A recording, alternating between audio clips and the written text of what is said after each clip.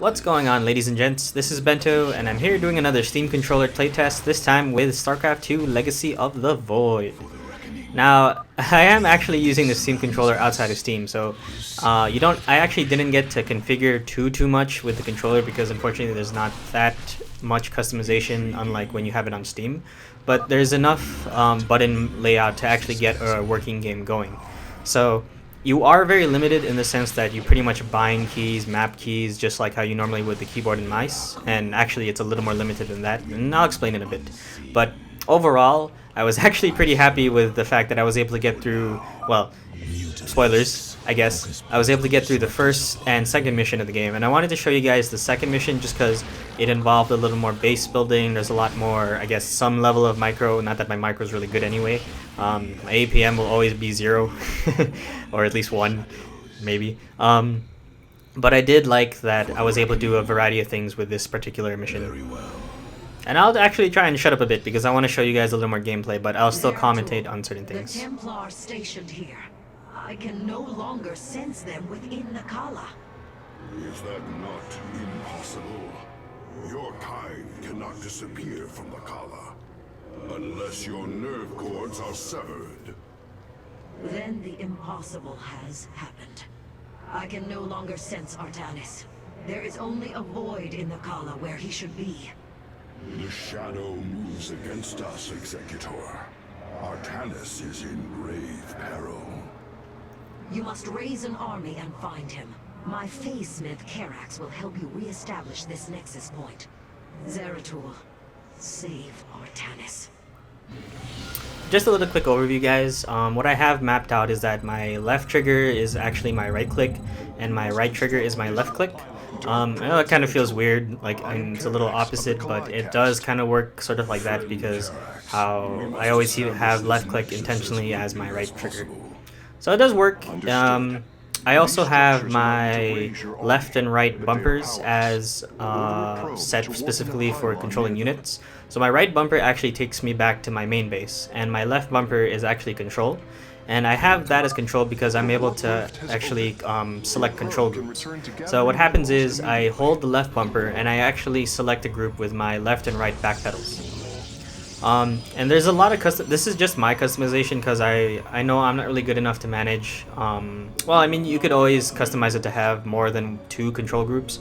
In fact, I originally had it to be left and right pedals with X and Y as controlling at least 4 control groups, but I wanted to try and just work with 2 for now and then have the rest of the buttons as my attack and some of the powers that some of the Protoss use.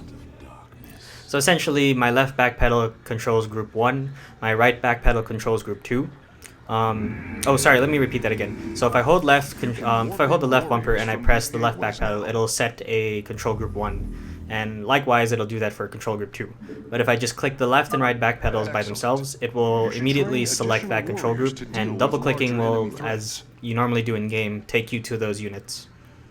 The right trackpad is still essentially just my cursor. I also have, so as for my buttons, I actually have X, Y, and B as some of the abilities for certain units. So right now I actually have blink set to X for the stalkers, and so that just makes it easier for me to at least try and micro some of their abilities. Micro being the overstated word. Like I said, I'm really bad at Starcraft 2, but I kind of wanted to give the controller a feel for it. And for Y, I also have it on some other abilities, like for example, you might get heroes like Zeratul, or if you play Heart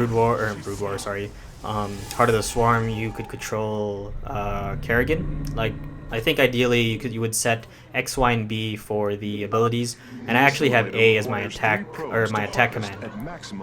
What's really hard is unfortunately that I don't have any. The one issue with this controller is again it's very limited.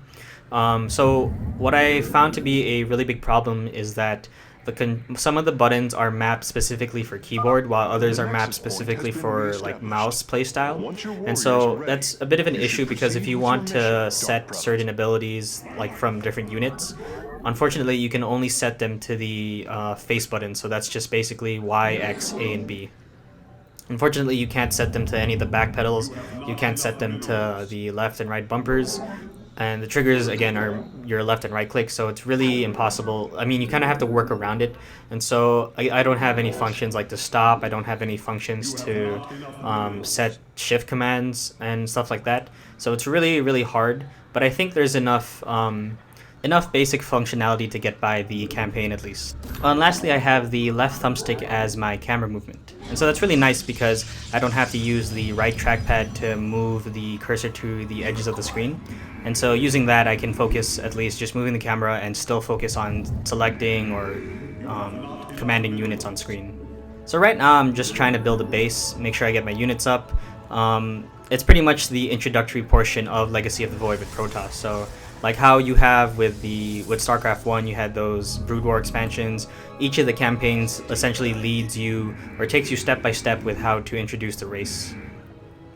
But in terms of how I've dictated my controls, it's worked out pretty well. I think really the hardest part is still getting used to selecting units, because it's that habit of like making a square with the cursor and trying to select multiple units gets a little awkward at first, but you do get the hang of it.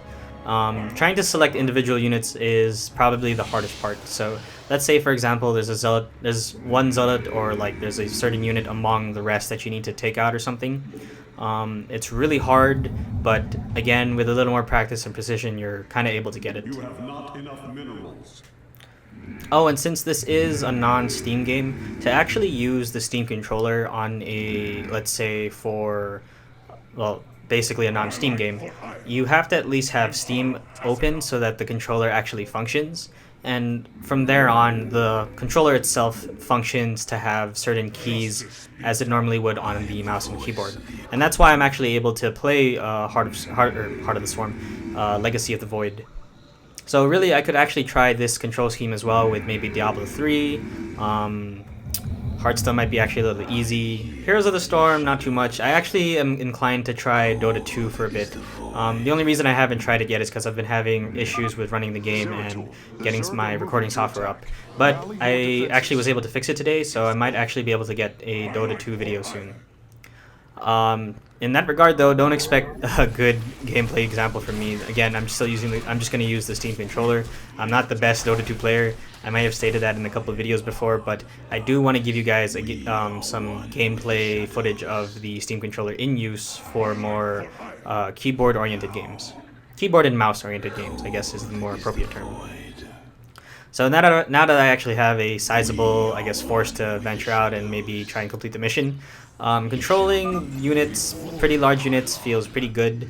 I initially had some trouble with trying to figure out how to select units within a group. So for example, I'd have a bunch of zealots and a bunch of stalkers together, and I wanted to select the stalkers to use their blink ability. So instead of having to double click the stalkers themselves, I actually map my select button to be tab, and so that allows me to actually select the group of stalkers without having to click them, and then get access to their ability menu, and then basically blink away or blink when I need to use it. So I really like the fact that I also have having the home button, or I guess the home base button mapped to my right bumper is nice, because if I need to get back to base, then I can have that free easy key. And again, just because I'm limited with my controls, I kind of have to work around with what I have at the moment. What I actually want to do is maybe try and complete the Starcraft campaign or the Legacy of the Void campaign with the Steam controller.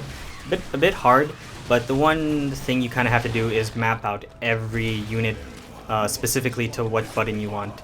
So what I actually plan on doing is, so for example, I think the Sentry is what it's called. It'll have 3 abilities where it's a force field, and I sort of forget the other 2, so I apologize for that. But because it uses 3 different abilities, I might map X, Y, and B for those specific scenarios, and then I'll be able to maybe at least micro a little in some regard. You require my skills. I serve.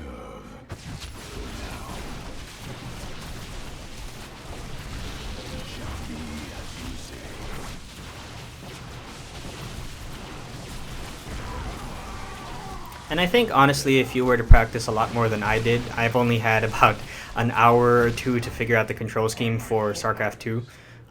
You could honestly, instead of having the abilities, you could be really good with just selecting from the ability menu, and you can pretty much have at least 6 control groups. I know that's the one benefit of obviously having the keyboard is being able to control a lot of groups. So if instead of having X, Y, and B as the abilities, you replace those with control groups, and then you can really easily maneuver units wherever you need to.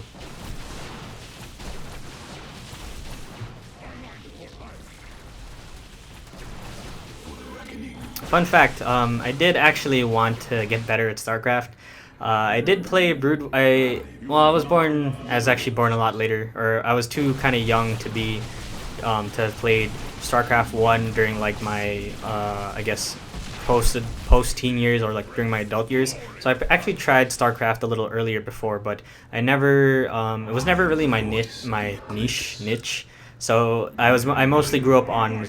If you guys have seen my earlier videos, I grew up on Counter Strike and a bunch of dabbled in Dota a bit, but CS was mostly my go-to. But I do enjoy StarCraft. I mean, I wouldn't be playing this if I didn't. I did finish Heart of the Swarm. I did finish Wings of Liberty. I do like the campaign, but I really just suck at playing multiplayer. So I have a better sizable army. Again, I'm not the the best in terms of determining what is good, what is not. But I figured have some numbers, attack the base, and then I'm good.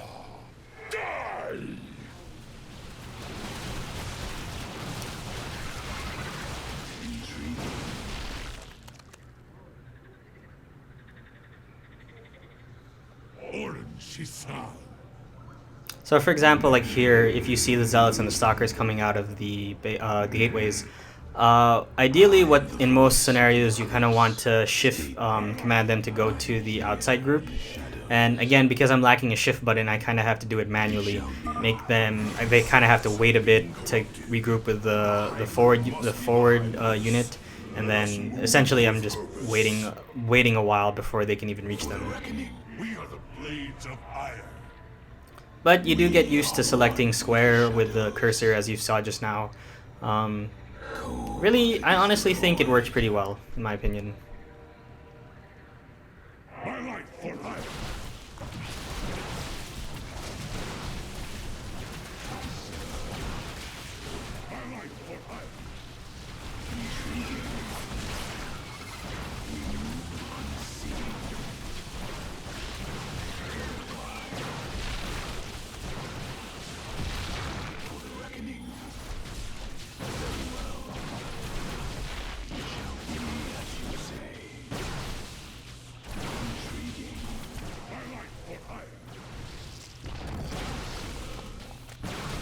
So here I actually wanted to attempt some shoot and run, or run and shoot. I forget what the tactic is called, but it's also similar in Dota where you're kiting enemies that are following you. I wanted to take advantage of the downtime before they shoot again, and so just move a bit. I think really you can do it. It's just, again, you need as much practice with this controller as possible. I think honestly trying the StarCraft 2 campaign with the Steam controller is pretty good practice for at least trying RTS games with it. So no better game to try than when Legacy of the Void came out too.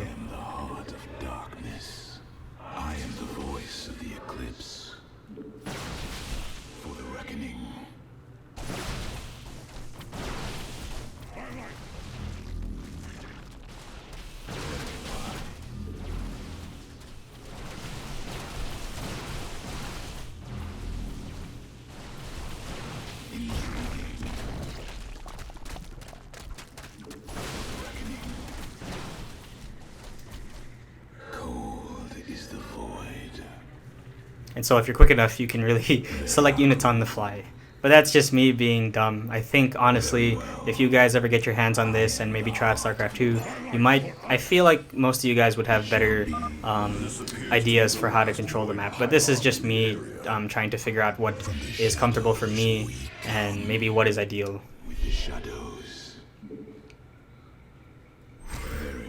And as you can see, it takes a long time just to set up the blink.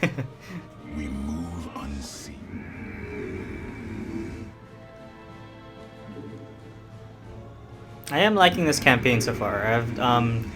I'm trying my best not to spoil anything because I know some of you guys might want to play and finish the campaign. So, like the idiot I am, just smash stalkers, and apparently that's all I know with Protoss. Templar, but they have been corrupted, as if possessed. Solandus.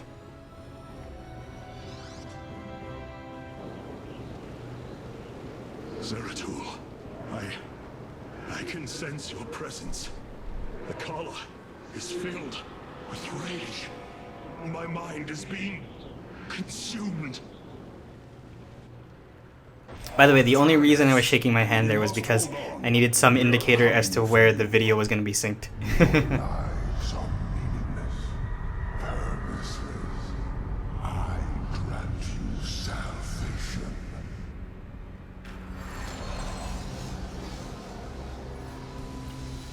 Amon, the Dark God is here, on Ire. He has wrested control of the Kala. The Templar have fallen. With our nerve cords severed, only we Nerazim remain unaffected. It falls to us to halt this madness, brothers.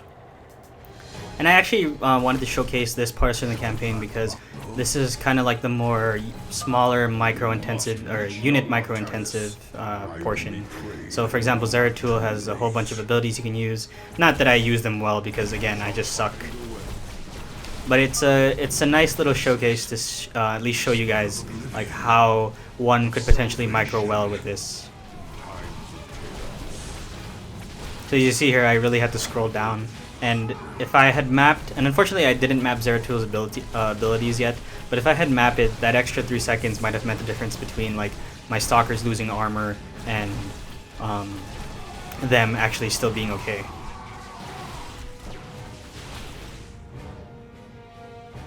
I